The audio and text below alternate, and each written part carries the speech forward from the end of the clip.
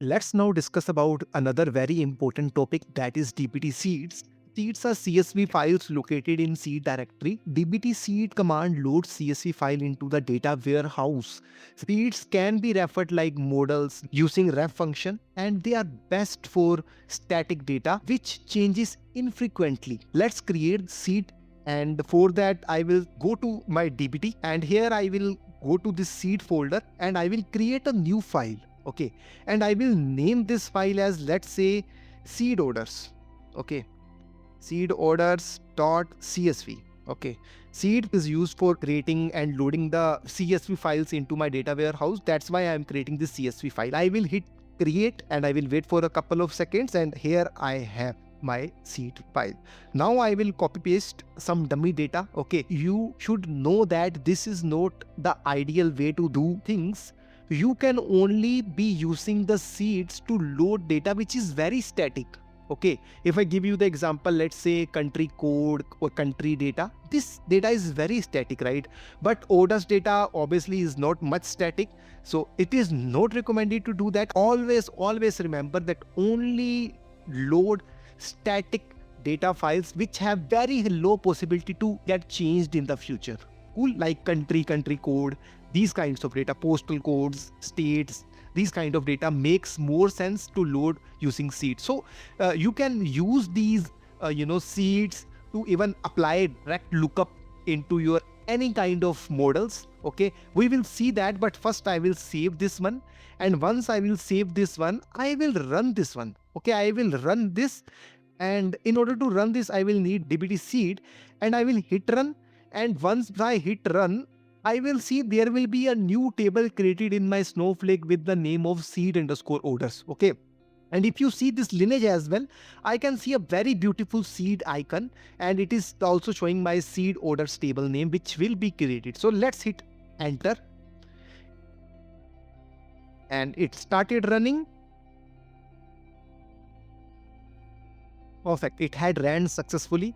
Now I will go to my Snowflake and I will just do refresh and see whether the seeds order table is here or not. And here I can see my seeds order table. Let's query this table. I will just say place name in my editor and I will just hit run.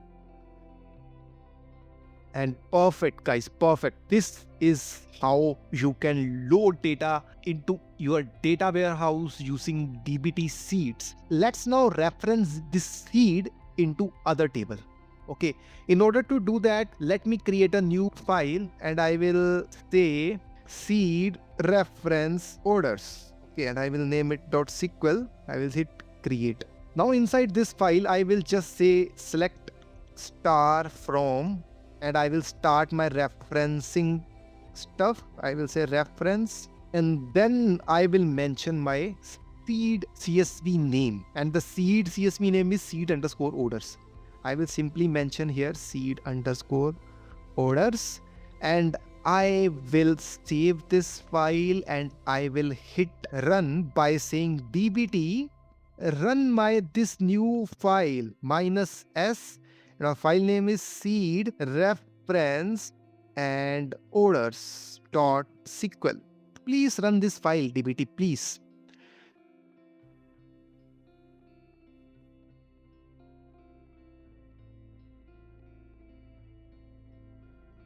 And perfect, it had successfully ran my seed file as well. Let's see that file in my Snowflake as well, and here I can see my seed reference order. I will again do a select query on that to see whether the data and everything is looking perfect to me. And perfect, guys, I am very happy with my results. And this is how you can work with seeds.